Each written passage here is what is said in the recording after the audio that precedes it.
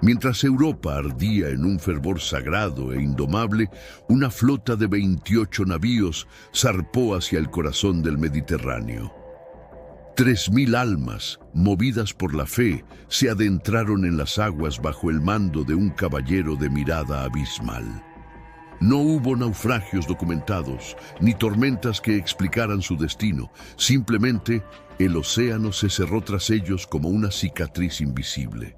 Los barcos, cargados de reliquias, se desvanecieron en una bruma metálica que devoraba la luz del mediodía, dejando a la historia en un silencio absoluto.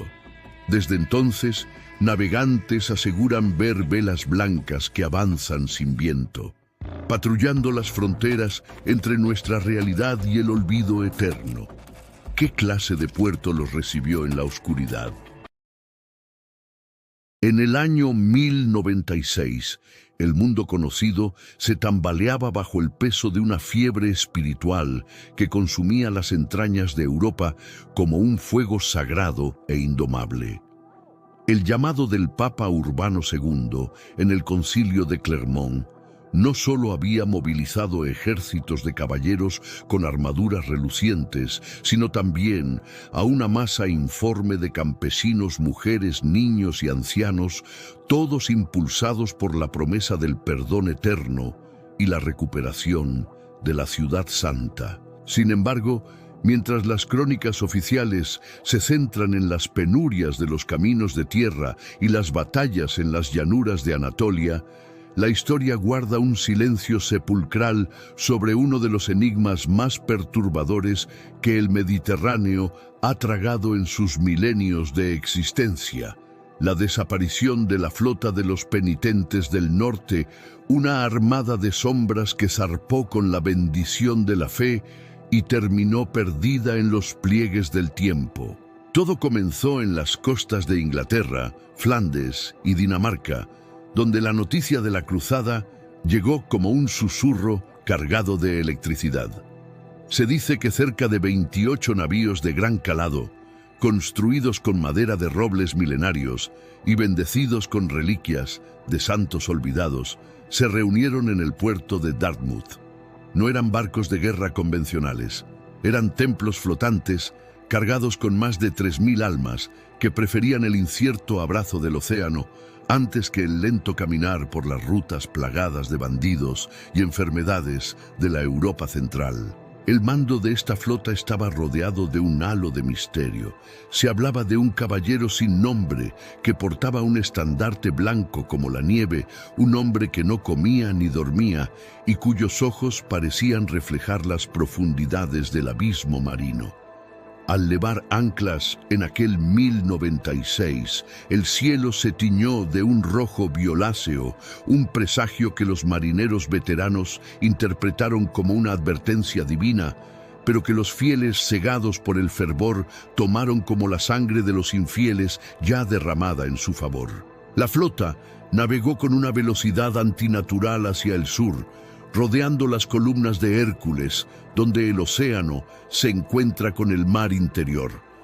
Los pocos testigos que los vieron pasar desde las costas de la península ibérica describieron una visión fantasmal. Las velas de lino blanco no ondeaban con el viento, sino que permanecían tensas, como si una mano invisible las empujara desde una dimensión desconocida. No se escuchaban los cantos de los marineros ni el rechinar de la madera. El paso de los 28 barcos era acompañado por un silencio tan absoluto que incluso las gaviotas dejaban de gritar al verlos pasar. Fue al adentrarse en las aguas del Mediterráneo central, cerca de las costas sicilianas, cuando el misterio se tornó en horror. Una densa bruma, fría como el aliento de un cadáver, emergió de las aguas cálidas a pesar de ser pleno verano. Los pescadores locales relataron que la niebla no era blanca, sino de un gris metálico que parecía absorber la luz del sol, convirtiendo el mediodía en un crepúsculo eterno y asfixiante. Los registros bizantinos de la época mencionan que el emperador Alejo I esperaba la llegada de este contingente marítimo para reforzar el asedio a las ciudades costeras del Levante. Los vigías en los faros de Constantinopla y Rodas mantuvieron sus ojos clavados en el horizonte durante semanas, pero las velas blancas nunca aparecieron. Lo que sí apareció, sin embargo, fueron los ecos de una tragedia que desafía la razón. En las noches de luna nueva, los marineros de las galeras griegas empezaron a reportar encuentros con barcos de niebla. Describían naves que se deslizaban sobre el agua sin desplazar una sola ola, con las cubiertas pobladas por figuras estáticas que portaban cruces rojas en sus pechos, pero cuyos rostros eran huecos de sombra absoluta. No eran náufragos pidiendo rescate, eran centinelas de un destino que ningún mapa podía registrar. Uno de los relatos más impactantes proviene de un monje que viajaba hacia Chipre meses después. Aseguró que, en medio de una calma chicha, su pequeña embarcación fue rodeada por 3 de los navíos de la flota perdida. Al acercarse lo suficiente para pedir ayuda, el monje observó con terror que la madera de los barcos estaba cubierta de un musgo negro que palpitaba como un corazón humano. Las sogas no eran de cáñamo, sino de una sustancia que recordaba a tendones secos, y en la proa de la nave principal, el caballero del estandarte blanco permanecía inmóvil, señalando hacia el este con un dedo, que ya no tenía carne, sino hueso pulido por la sal. El monje relató que, al cruzar la mirada con lo que debían ser los ojos del caballero, escuchó en su mente un coro de miles de voces susurrando una sola palabra: esperamos. En un parpadeo, la niebla se disipó y los barcos desaparecieron, dejando tras de sí un rastro de agua helada que tardó horas en recuperar la temperatura normal del mar. ¿Qué sucedió realmente con las 3.000 personas que buscaban la salvación y encontraron el vacío? Las teorías de la época hablaban de un castigo divino por la soberbia de los hombres, o de un pacto oscuro realizado por el líder de la flota para cruzar el mar en tiempo récord. Pero los investigadores de lo oculto que han estudiado los fragmentos de este enigma sugieren algo mucho más inquietante.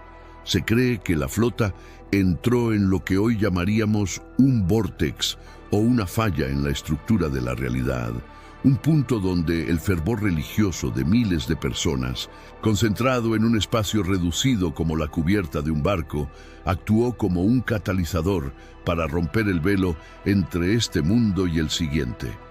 La flota no se hundió en el sentido físico, se desplazó de plano, quedando atrapada en un estado de transición perpetua, navegando en un Mediterráneo que existe paralelo al nuestro, un mar de sombras donde el tiempo se detiene y la cruzada nunca termina. Lo más aterrador de este misterio ocurrió durante el clímax de la primera cruzada, en el asedio de Antioquía en 1098.